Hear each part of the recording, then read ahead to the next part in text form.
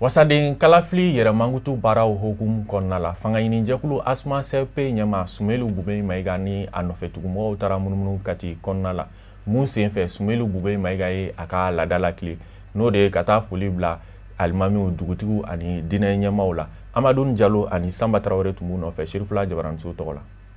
Ministre ɲɛmakɔrɔ Sumelu Bube Mayiga Asma CFP ɲɛmaba a ka nin bɔɲɛ sigida ma ɲɛmaw la Bangumana, Ɲagadina, Kuruba ani Welesebugu a bɛ don fɛn min kadira kɔnɔ. Wasadensigi kalata yɛrɛmangutu baara n'u doni de don san 2020 ka di cercle la. Aminanko tɛ dɔwɛrɛ ye dala makalu ka se k'a jira k'a fɔ Asma CFP ka muso bɔ don sigida ma ɲɛmaw ni tɔndenw bɛɛ lajɛlen la ka di cercle la.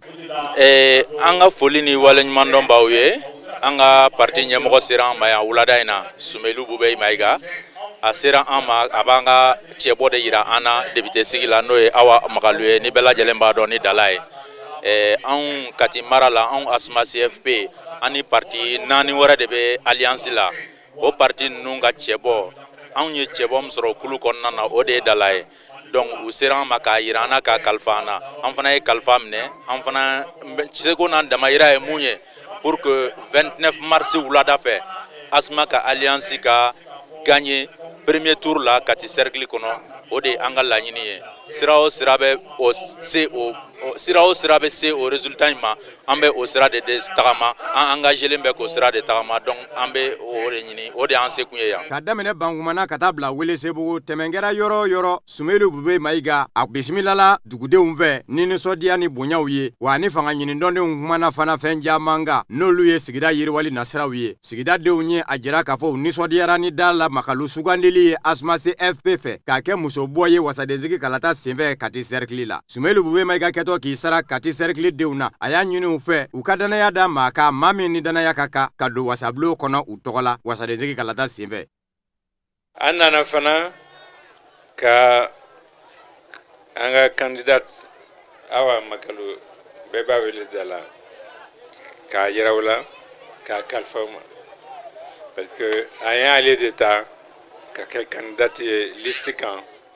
Kati cercle la. Bɛɛ b'a dɔn hali minnu ma deli ka taa Kati u bɛ Dala tɔgɔ la u b'a dɔn ko a bɛ se ko la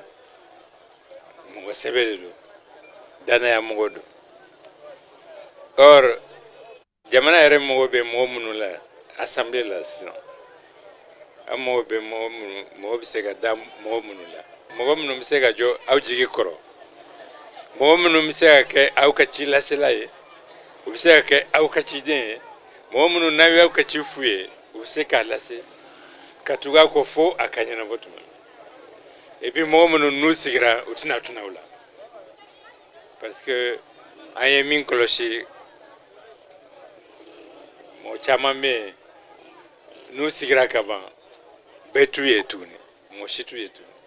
u bɛ tunu bɛɛ la fo ka san 5 dafa bon n'a fɔra ko député bɛ siɲɛ 1 san 5 kɔnɔ o kɔni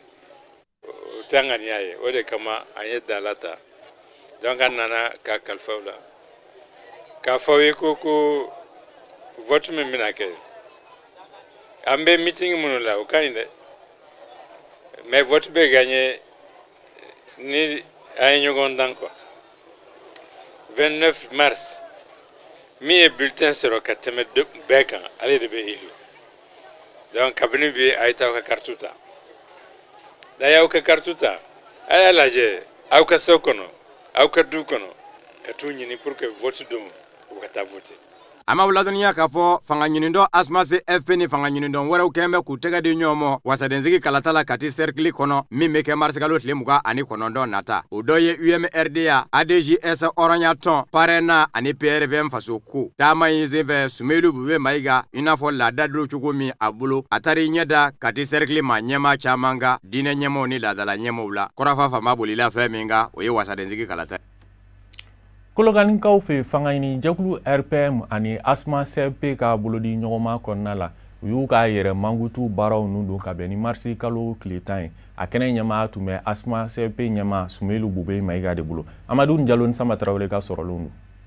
fanga ɲinindɔ minnu fara mɛ ɲɔgɔn kan ko lisa RPM asma CFP kolokani zɛrikili la u ka yɛrɛmankutu baaraw n'u doni mɔɔw bɔra fandan naani bɛɛ lajɛlen la fanga ɲinindɔ filaw an'u kanubaw u bɛɛ lajɛlen jɛra ka ɲɔgɔn sɔrɔ a cɛbaw ye wele da ka ɲɛsin kolokani zɛrikili denw ma u k'u jija ka taa u ka kalata sɛbɛnw da yanni marisikalo tile 29 cɛ o min ye wasadensigi kalata tako fɔlɔ ye bi an ka parti ka lancement ye an m'a ɲini population fɛ mais wagati min na sisan bɛɛ b'a dɔn jamana ka gɛlɛn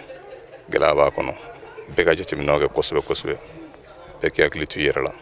an ka campagne fana kɛ bonya kɔnɔ bɛn kɔnɔ kelenya kɔnɔ mun ye carte d'électeur ko ye Kolokani commune na m'o de kalama kosɛbɛ carte minnu taara o bɛ 100 o 100 o bɛ 70 bɔ. maa sababu minnu bɔra k'u jɔ k'u kɛ cɛbɔ ye asma CFP lisi u ye layidu ta k'a fɔ ni kolokani zɛrikili ye danaya da u ka k'u donna wasabilo kɔnɔ ka kɛ wasaden ye gwɛlɛyaw minnu bɛ zɛrikili kan u n'u segiw kɛ a gwɛlɛyaw bɛɛ lajɛlen weleli la u sɔrɔla k'a ɲini kolokani zɛrikili den bɛɛ lajɛlen fɛ k'u mago bɛ bɛɛ lajɛlen ka dɛmɛ la musolaka min bɛ lisa RPM asma CFP la a y'a ɲini denmisɛnw ni maakɔrɔw fɛ cɛ ani muso bɛɛ lajɛlen k'i cɛsiri wa laɲini ye fɛn min ye an balakaw ta fan fɛ n'a donna wasabilo kɔnɔ siraw minnu kan ka bɔ n'o bi kɛ sababu ye ka musolaka ye mina ɲuman kɔnɔ a ka baara na bɛn o mɔ wagati dɔ sera dɛ Bɛlɛdugu ka wagati dɔ sera an ka wuli wagati dɔ sera an ka janto an yɛrɛ la Bɛlɛdugu mɔgɔ si tɛ bɔ kɔ ka k'i bɛna Bɛlɛdugu dilan Bɛlɛdugu dilanni ye an yɛrɛ de ye n'i ye Bɛlɛdugu y'i bolo ɲɛsin ne ma ko n ka bɔ ka kɛ musow ka ciladen ye parce que a dan ye mun ye fɔlɔ musoya muso de bɛ se ka dimi fɔ degun min bɛ anw kan Bɛlɛdugu bi an musow kan Bɛlɛdugu bi o de ye courage di ne ma ka na pour que caman bɛ se ka bɔ o degun na. N'i y'a ye n ye n ka mot député a nɔfɛ n delila ka kɛ n mɛnna politique la n delila ka kɛ gɛlɛya minnu fana bɛ n ka cercle kan n balimaw kan n b'a dɔn n hakili la Kolokani cercle anw b'a jateminɛ k'a fɔ an bɛ kɔfɛ kosɛbɛ o de y'a to n ye n ka mot député a nɔfɛ pour que n fana n se ye min ye n se ye dɛmɛ min ye ka kɛ mɔgɔw ye pour que cercle bɛ bɔ nɔgɔ la. maa sababu kɛ n kun bɛ ka wele bila asma CFP ɲɛmaaba Sumeilu Bube Mayiga mɔ a kana kɛ u ka baaraw n'u doni kɛnɛ denfa ye Sumeilu Bube Mayiga y'a ɲini Kolokani ka denw fɛ Kolokani zɛrikili la u ka danaya da maa kan maa min ye danbetigi ye ka don wasabilo kɔnɔ k'u jɔyɔrɔ fa. kuma minnu kan ka fɔ a bɛɛ fɔra ka ban donc ne ta ye foli ye fɔlɔ k'aw bɛɛ fo RPM ni asma tɔw la. Anana bi lancement des campagnes là parce que ambulu ya kadana da candidat mun kan am parti fly dana da candidat mun kan abe député mun ñini assemblée là no yu ka profil de ay mo mun dana bukan parce que awere do de do bo awdela donc sini nous tara assemblée là ambe dalimba la kutna tunola jende be kɛ Kolokani zɛrikili tɔgɔla wasadenw ye wasabilo kɔnɔ o bi dɔ marisikalo tile 29 di tako fɔlɔ senfɛ Mali fandan naani bɛɛ lajɛlen la asma CFP ɲɛmaaba n'o ye Sumeilu Bube Mayiga ye kɛnɛ in kunjɛlen a ye taama kɛ ka bila Kolokani zɛrikili maaba dɔw la o ye laada ye Bube Mayiga la ani Kolokani zɛrikili maa ɲɛmaw ye fila fɔ ɲɔgɔn ye. Kumantukaw fɛ fanga ɲini jɛkulu RPM URD ani MPM ka bolodi ɲɔgɔnma kɔnɔna la u ye meeting kɛnɛ belebele sigi ka bɛn ni kardo marisi kalo tile 8 mun kɛra sababu ye tɔndenw ka fara kanubagaw ka olu bɔra fan bɛɛ fɛ ka na kɛnɛ kɔnɔ Amadu Kamara bɛ ɲɛfɔli kɛ a ko kun kan. Ni lajɛrɛba min sigira sen kan kumantun kɔnɔna na n'an bi don yɛrɛmankutun hokumu kɔnɔna na fanga ɲini jɛkulu Rassemblement pour le Mali RPM ani Union pour la République et la démocratie URD ka fara Mouvement pour le Mali MPM kan a kun tun tɛ dɔwɛrɛ wasa kunu ka cɛbɔw k'o yira jama la minnu bɛna kɛ Buguni mara wasadenw ye n'u ka laɲiniw sabatira. Donc bɛɛ lajɛlen ka fara ɲɔgɔn kan bi ka campagne daminɛ an bɛɛ lajɛlen ka fɔ an ka mɔgɔw ye bɛɛ lajɛlen ka tika carte ta pour que ka se ka taa voter ni bɛɛ lajɛlen votera an ka jija an kɔni bɛ min kɔ an bɛ score de kɔ n'o tɛ an kɔni sigilen don a kan ka fɔ an b'a kɛ tako kelen le 29 an kana segin kumantu Buguni mara kɔni la an kana turu fila kɛ Buguni mara la o y'anw sigilen b'o de kan Ala sago aw bonya. An kana nin kɛ parti ko ye koyi an k'a kɛ mɔgɔ ko de an kana kɛ parti ko an k'a kɛ mɔgɔ ko ye n'an k'a kɛ mɔgɔ ko ye an k'i ko an bɔra k'an bɛ marché kɛ an yɛrɛ k'an kana marché kɛ an ka marché dɔw ye k'a taa dɔw de an ka marché dɔw k'a taa dɔw de n'o tɛ n'a kɛra parti ko ye ne ti parti fɛn o fɛn ye nin ne t'a sigi nka ne ye mɔgɔ ko de la. Anw b'a fɔ tɔn saba ye hali n'u y'u sen bɔ a la anw bɛ 80% kɛ ka d'u ma u k'u hakilila tigɛ o la hali n'u y'u sen bɔ a la anw bɛ 80% kɛ sinon anw tɛ a fɔ ko 51 anw t'o nɔfɛ anw bɛ fɛ k'a fɔ Mali kɔnɔ min ɲɔgɔn ma deli ka kɛ an k'o de kɛ Buguni jamana kan ɲinɛ u k'u hakilila tigɛ. Wasaden Zumananci n'ale ye nin cɛbɔ dɔ ye a ka dantigɛliw la a y'a yɛrɛ k'a fɔ ko kana Kumantun yan k'u ka baaraw nun don k'o tɛ gansan ye sabula Kumantun ale ye Buguni duguba dɔ ye. Kumantun bi ye donba ye kana Kumantun kɔrɔ fila b'a la kɔrɔ fɔlɔfɔlɔ ye mun ye k'a yira diɲɛ mɔgɔ la minnu ko Zumananci e kelen de bɛna taa campagne kɛ k'a yirula k'a fɔ Bakari Togola bɛ ne kɛrɛfɛ ne bɛ fango fa an bɛ ɲɔgɔn fɛ. Filanan ye mun ye an ta kunun yɔrɔ la o y'a sɔrɔ kunun jara kunun n bɛ fanga min na bi an y'a ɲinini daminɛ don min na n'an jɔ Kumantu kɔnɔ yan ka duwabu ɲini Kumantukaw fɛ alhamdulilayi Ala y'a diya. Lajɛrɛ in kɛra waati ye wasa maa caman ka na u ka nisɔndiya yira ka sabu kɛ danaya dara maa minnu kan u ka kɛ u ka cɛbɔw ye i n'a fɔ Bakari Togola olu n'a ɲɔgɔnna wɛrɛw. Buguni cɛ ni muso parti saba nin munna an ye an bolo da ni cɛ ni muso ninnu kan pour k'u ka kɛ député ye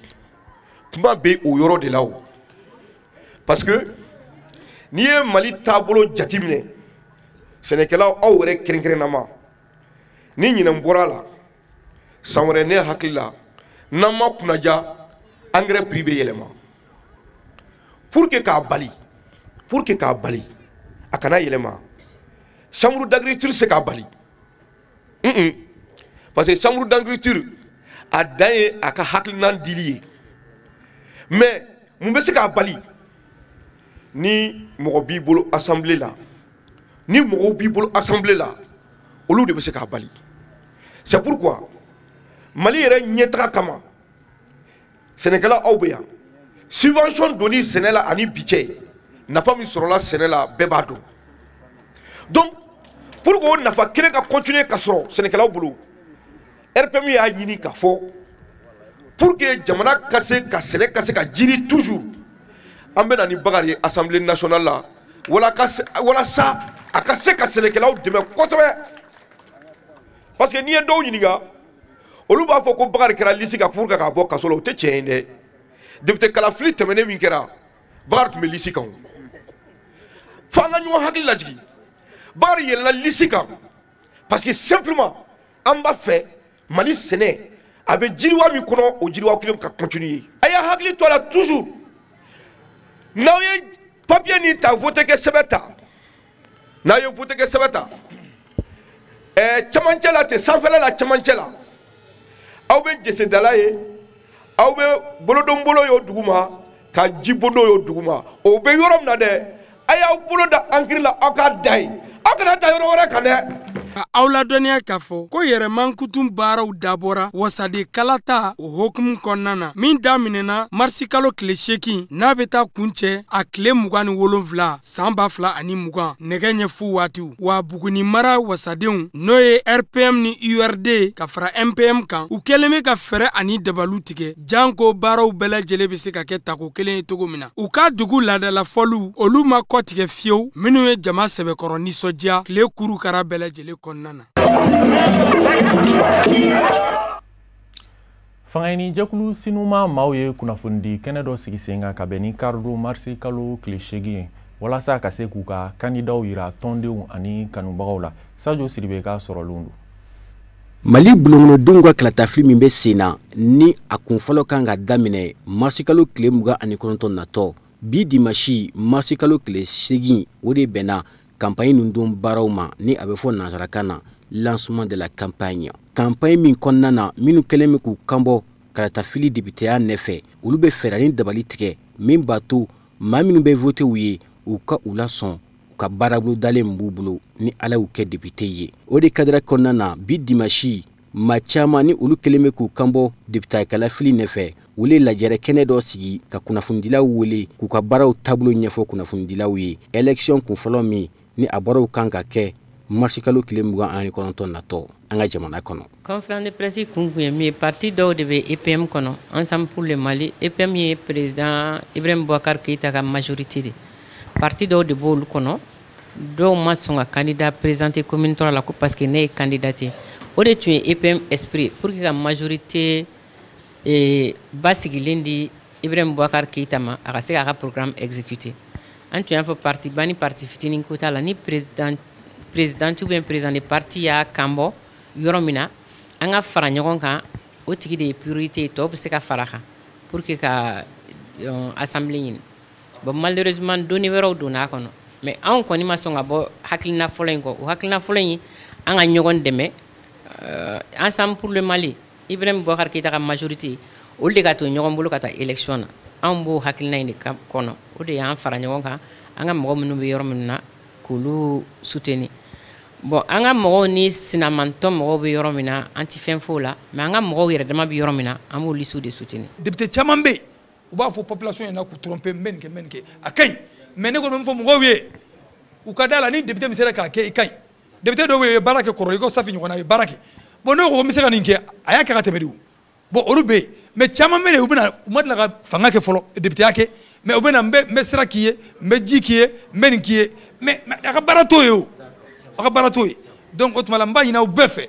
aw ka se k'a fɔ maliyɛnw ɲɛna u ka voté mɔgɔw ye danbe kosɔn u ka voté mɔgɔw ye esprit kosɔn mais otage min bɛ sen na ka dabila. Ka sangani gɛlɛya min kelen bɛ ka Bamako marabolo sabanan sɛgɛrɛ nin waati la maa min ni ale kun ye député bɔlɔnkɔnɔma ye ka daminɛ san 2013 ka taa bila san 2017 la ni o ye Safiyatu Traoré ye a y'a kanbɔ ko kura députéya sigi nɛfɛ commune 3 kɔnɔna na ka sangani gɛlɛya minnu b'a kɔnɔ min b'a to a bɛ se ka seko n'a damayira ko la cogo min na hali n'a ma ban nka caman ka se ka bɔ a la a yɛrɛ ka fɔ la. Ni kan bɔ députéya sigi nɔfɛ parce que 2007-2013 commune 3 population ye danaya dɔ da ne kan o danaya kɔnɔna la ne ye fɛn dɔw kɛ commune 3 la bon depuis ne bɔra députéya la fo ka se bi ma fɛn ma fara o kan a ma évoluer dɔw tun ma ban an tun ye dɔw dan sira la parce que mandat banna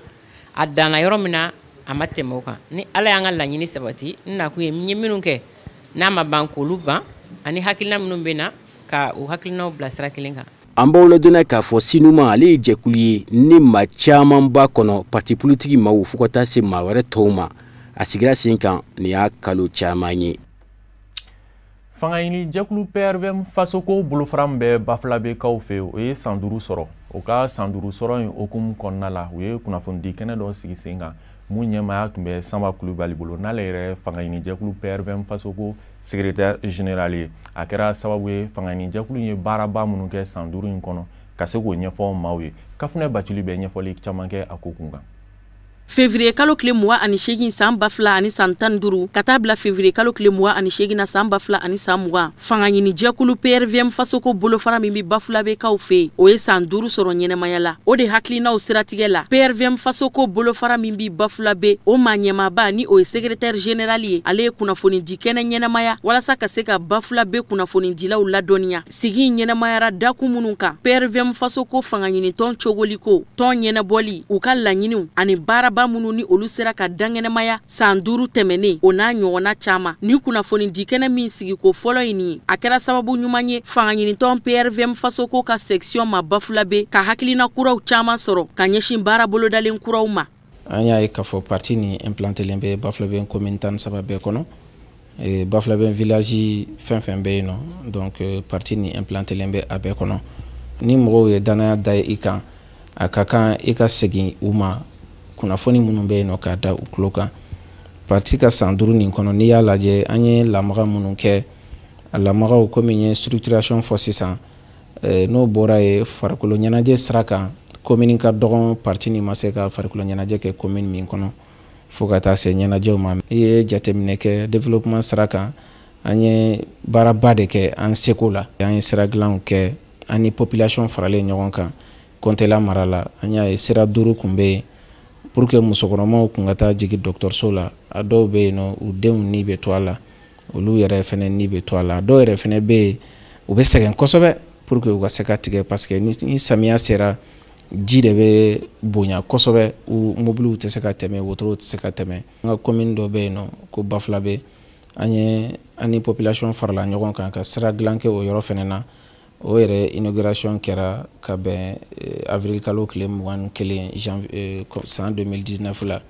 o kilo 9 nin fɛnɛ ni kun bilara ale sira ka samiya fɛ i bɛ se ka heure 2 ani kilancɛ kɛ mois de la solidarité minnu tɛmɛna an y'an seko fɛnɛ kɛ an ka maakɔrɔba minnu bɛ n'u kɔrɔla an mɔkɛ yanfanw ani an mɔmuso yanfanw an y'a essayer ka ladiyali fɛn d'u ma min b'a yira u la k'a fɔ ko an ma ɲinɛ u kɔ an bɛ se ka min fɔ pratiquement an ye baara kɛ domaine caman kan mais comme journalistes fɛnɛ ye domaine dɔ f'an ɲɛna k'a fɔ an ka hakili to olu la n'o ye santé sira olu n'a ɲɔgɔnnaw ni Ala sɔnna an y'a mɛn an y'a ta fɛnɛ wa projets b'an bolo o siraw fɛnɛ kan dɛmɛ sira fɛ mɔgɔ minnu bɛ fɛ k'an dɛmɛ faso ani fasoko a bɛɛ ye kelen parce que i bɛ baara fɛn fɛn na f'i ka ɲɛfɔli de kɛ ka politiki yɛlɛma k'a bila Mali kun bɛ cogoya min na parce que an ka slogan bɛ o de kɔnɔna na danbe danaya ladiriya Bafulabe créera kabini 1887 o ni bi cɛ san 100 ani san 30 kɔ an k'an jilaja an faw ni an mɔkɛw ani an tulomasamaw ye baara min kɛ an kana se k'a bila ji la an ka se ka baaraw kɛ minnu bɛ dugu développer an ka se ka baara kɛ min b'a to an mansaw fɛnɛ bɛ waso an na k'a fɔ k'an fɛnɛ kɛra den ɲumanw ye kunnafoni di kɛnɛ min sigira Bafulabe section fɛ Bafulabe kunnafoni dilaw ye wele jaabi walasa ka se ka na kɛ ni waati kɛrɛnkɛrɛnnen in seere notamment u ka san 5 dafara donc bien 28 février ko san 5 u y'o sɔrɔ donc parti ka san 5 ninamaya kɔnɔna na n b'a dɔn o tɛ tile 5 ye nka en réalité an ye fɛn caman faamuya parti in taabolo la an ye fɛn caman faamuya o ye baara min kɛ Samba a y'a da don fɛn caman na san 5 in kɔnɔna na k'o ɲɛfɔ an ye on peut dire que franchement ɲɛta bɛ PRVM fasoko in na san 5 kɔnɔna na fanga ɲinitɔn PRVM fasoko ka section Bafulabe u sera ka jɔyɔrɔbaw ta ka da u ka baara ɲuman caman kɛli kan minnu bɛ tali kɛ buna adamadenya dɛmɛw ani fasojɔ baara ɲuman ani ɲɛta sabatili baara ɲumanw kan sigida ɲɛmayasosigi kalata min kɛra Bafulabe commune na PRVM fasoko bɔra k'i jɔ ni jɔyɔrɔ 3nan ye wa u jɔyɔrɔ falen don ni conseiller 3 ye Baarakɛyɔrɔ min ɲɛsinnen don sigida jɛyali kunkanko ɲɛnabɔli ma an ka jamana kɔnɔ olu ye ɲɔgɔn kunbɛnba dɔ kɛ ka bɛn ni marisi kalo tile 9 ye Tabakɔrɔkaw fɛ yen nɔ mun senfɛ da sera san 2020 kɔnɔna la baaraba minnu kan ka kɛ Sajo Sidibe ani Daramani Male tun bɛ Serifula Jabaranso tɔgɔ la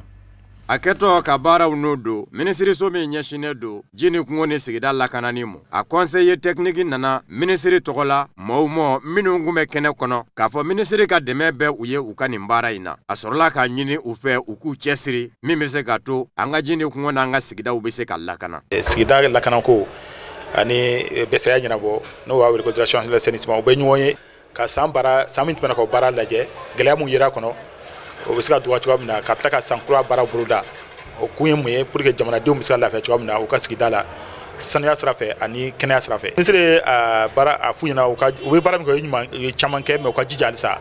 ka se ka baara yiriwa ka bɔ a sira fɛ a kɛra laada ye maa minnu bɛ yen ni olu da bɛ an ka ji ni kungo ni sigida lakanani ko la u n'u dɛmɛbaw san o san u bɛ ɲɔgɔn sɔrɔ ka jɛ ka jateminɛ kɛ nafolo min kan ka labaara sa kɔnɔ ji ni kungo ni sigida lakanani na k'o fɔ ɲɔgɔn ye baaraw minnu fɛnɛ bolo d'an bɛ k'u da don o la an ye bi lajɛrɛ in sigi dɔwɛrɛ tɛ a kun ye an ye baara minnu bolo da salon n'o ye san 2019 ye an bɛ fɛ ka n'a lajɛ alors jumɛn ɲɛ n'a la jumɛn ma ɲɛ a la gɛlɛya jumɛn nana an bɛ se ka mun kolo sinsin an bɛ se ka mun bila fana ka tɛmɛ k'a lajɛ fana san kura in kɔnɔna na mun ni mun bɛ se ka kɛ sisan pour que baara min den b'an mɛn faso fɛ a baara bɛ se ka kɛ baara sɛbɛma ye baara min bɛ se ka waleya o de b'a to an bɛna sigi min bɛ se ka min da gouvernement yɛrɛ bɛ se ka min da amana an daso de makle saba ngono kene inga baraw minu nganga wale dasiro mo chokomi chagada mi me anga jamana kono ni anyashine do anga sigidaw saniyani ma ka jijugu kele ka bo anga sigidaw la o dasira gwele yaw minu ba kunga bara munun bulu damba mbulu sanatola folo jime folo anga shera sebe munu kumbe anye santan ni ko ke santan yon ke amala ko wale ya anana yika fo yoro la ka feke yoro la angu kolosi ni fedoy do angu ma lecture to kana amna anyo lecture ke amna la ka ashara odi kubula famasola no debitoy and gorma conseil misila ukala je ka buluno blala ka wale ka dama jangwa msaka wale sans bafla ngono projet bambula no nango ma projet de drainage des eaux pluviales ani allemand de bolo di menyoma la wewa ngo ko bala cengole bala donc amala ka laje alors mamunu sigima dafe ulu wulili o gafo beglana ka ba amusaka beta fo milliard sabana ku ngavena ferem bambulo ode mamuna wuli ka bo na labena nga laben jogoina milliard chama de bina douala aka chala fe e minzigima dafe ne binyama bolet na sigi blebta e tatola de foko musaka de kanga dema ama uladoniya ka fɔ hakilina tɛ dɔ wɛrɛ ye ni ɲɔgɔn bɛ kɛnɛ in senfɛ ka se ka fɛɛrɛw bila senga min bɛ se ka to sigida lakanani baara bɛ bonya o fɛnɛ tɛ se ka kɛ ni ba ɲumankɛlakaw ka dɛmɛ tɛ o de y'a to jamana ɲɛmɔgɔ baaraw minnu kɛra sigida lakanani kadara kɔnɔ san 2019 o baaraw dajiralen ɲɔgɔn na u sɔrɔla ka san 2020 baara fɛnɛ boloda ɲɔgɔn ye min bɛ direction nationale de l'assainissement du contrôle des pollutions et des nuisances ka bolo kan ni ɲɔgɔn bɛ ni u k'a ma ko atelier a bɛ to senna le saba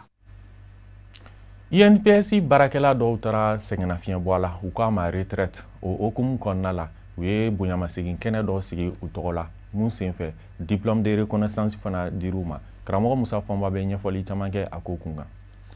Sibiri février kalo tile 22 san 2020 kɛnɛ dɔ sigira senga ka ɲɛsin INPS baarakɛlaw ma n'o ye Institut national de prévoyance sociale ye minnu bɛ taa sɛgɛnnafiɲɛ bɔ la diplôme de reconnaissance u tɛnkuna u la ka sabu kɛ u ka cɛsiribaw ye INPS baara la baara daminɛ don u fɛ fɔ kana se u ka sɛgɛnnafiɲɛ bɔ kuma ma o kɛnɛ de sigira senga balima sira jɛɲɔgɔn sira bɛɛ lajɛlen ye ɲɔgɔn sɔrɔ ye CATT est association d'ODE, on a créé,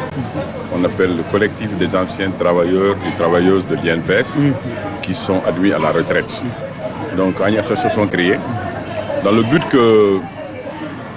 ni ça va bien ni bara rokele mina ni tara retraite là, il kana ya bara roko et puis il kana ya nywanko. Ani mamnu sam hirika kenyo fait. On a continuer à faire retraite parce que retraite korote ka fodie banao les reflets une retraite là depuis 2002 elle s'agit alhamdulillah mais ni y ba foko hal sam se barake o y ala ka bara do li yade donc on a créé pour que on se ka nyon de me ka nyon don ka hina nyon na ka tabo nyoanye ka social parce que INPS est service social de donc on a une association créée au delà pour que on se ka nyon retrouver ka nyon tratama ka nyon social continuer ka nyon social ke alsa alhamdulillah rabbil alamin biye domba de angulu bi fete de angulu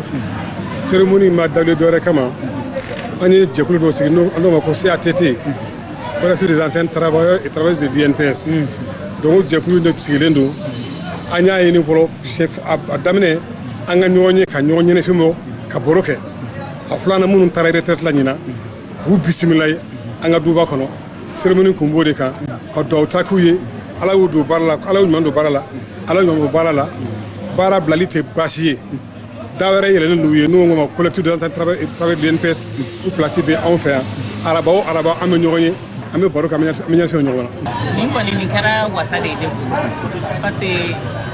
anga ta retraite la alors que anya sam ga sam bi saba sam bi nan ke ñogon fe an tun do fu fama da ñogon ma trop ando e san tan ka ma ñogon mais ka bi association créée wallahi ali bi ali mo do ñogon ya an no du fama na de san ta o e do ya avantage do e ambe ñogon retrouver anga xéré ni béré tan an ba be ko ñogon fe kene in labena jekulu min fɛ o ye collectif des anciens travailleurs et travailleuses de l'INPS INPS Institut national de prévoyance sociale a baarakɛlaw kɔrɔw musow ni cɛw olu ka jɛkulu sigilen a kɛra yɔrɔ min na o ye Institut national de prévoyance sociale a centre de formation professionnelle kɔnɔ a m'aw ladɔnniya k'a fɔ nin ye laada ye san o san ni INPS baarakɛlaw bɛ taa sɛgɛnnafiɲɛbɔ la nin wale ɲuman dɔn kɛnɛ bɛ sigi sen kan u ye ni k'u wale ɲuman dɔn u ka faso baara la. Laada don wudu national fɛ ka munumunu Mali fan bɛɛ lajɛlen kɔnɔna la o hukumu kɔnɔna la ka bɛn ni marisi kalo tile 4 u taara sigida 6nan na u ka sigida 6nan tagali senfɛ ɲɔgɔn kuma ɲɔgɔnya kɛnɛ dɔ sigira Umu Kulsum Jaabi ani Nuhu Kone tun bɛ Serifula Jabaraniso tɔgɔ la. Karamɔgɔlaka minnu bɛ Jamiyatu Ansardini kɔnɔna na n'a bɛ f'olu ma wudu laada do san o san u bɛ munumunu labɛn Mali jamana kɔnɔna na kɛrɛnkɛrɛnnenya la Bamako section kɔnɔna na ka taa bɔ komitew bɛɛ lajɛlen na mun kosɔn ka ɲɛfɔli kɛ tɔndenw ye tɔn in yɛrɛ sigikun ni ka tɔndenw ni lami ani k'u fari foni ani k'u hakili lajigin u ka layiduw la. An bɛ udu ka kɛnɛ ka i n'a fɔ laɲini min ye u se anw fɛ yan bi wulada in na n'o de ka turunɛ kɛ tɔndenw ni ɲɔgɔn cɛ pour que tɔ in yɛrɛ ye mun ye laɲini mun bɛ tɔ in baara la a bɛ baara cogo di hakilila jumɛn de b'a la baara ka na anw nakunu ni o ye an filɛ kɛnɛ de ka bi wulada in na nin tɛ ko min ye anw ka laadala sigili ye mais olu ka wele ka ɲan fara ɲɔgɔn kan bi wulada in na an nisɔn ka di an bɛ bɔ ka nabaga bɛɛ lajɛlen fo i ka wuli ka jɔ la k'an ka dunama ninnu kunbɛn dunan minnu sɔnna k'u ka baara bila ka hami ni tɔn ka taa ɲɛ ye ka na fara ɲɔgɔn kan ko tɔ in bɛ dɛmɛ cogo di an filɛ nisɔndiya kɛnɛ de kan o kama an bɛ nin dunama ninnu yɛrɛ fo u ka wuli ka jɔ la u bɛna dakuruɲa 2 min fɔ an ɲɛna a lamɛnko ɲuman ala k'o di an ma a lamɛnlen kɔfɛ ka baara kɛ n'a ye ala k'o nɔgɔya an ye ala k'an karamɔgɔ yɛrɛ ma an ɲɛ sija ni kɛnɛya ni labanko ɲuman bɛ ala bolo ala k'o da n'a ka denbaya ma. Jamiyatu Ansardine a sinsi bere tɛ dɔwɛrɛ ye jogo ɲumanw kɔ o de hukumu kɔnɔna na commune 6 Ansardine u bɛɛ lajɛlen nisɔndiyalen u bɛ wale ɲuman dɔn foli ta ka ɲɛsin u karamɔgɔ an'u ɲɛ jɔyɔrɔ ma n'o de ye Seyid Sherifu Usmani Madani Haidara ale min y'u tɛgɛ ta ka bɔ janɛmɛ kanku kan ni k'u bila siratigɛ kilennen kan wa u bɛ dugawu don k'a ye sijan ani kɛnɛya la. Fɛn tɛ an bolo diɲɛ fara lahara kan mun tɛmɛlen bɛ nin baara kan diɲɛlatigɛ labɔli sababu tɛ dɔwɛrɛ ka se k'i ka lahara nɔgɔya o kuma an karamɔgɔ Sherifu Usmani Madani Haidara an b'a fo ka wale ɲuman dɔ k'a ɲini ala fɛ sijan ani kɛnɛya ni labanko ɲuman ala k'a nɔgɔya n'a ye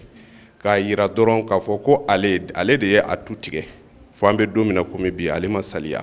ale b'a baara la donc an minnu nana ka na fara kan pour que ka se ka a dɛmɛ baara in na an bɛ weleda min da dɔrɔn an bɛ ka cɛsiri o ye karamɔgɔ ka laɲini bɛ se ka sabati diɲɛ kɔnɔ cogo di n'i bɛ diɲɛ fɛn o fɛn na i ka se k'a ɲɛɲini k'a dɔn o la tuma dɔw la mɔgɔ bɛ se ka ɲinɛ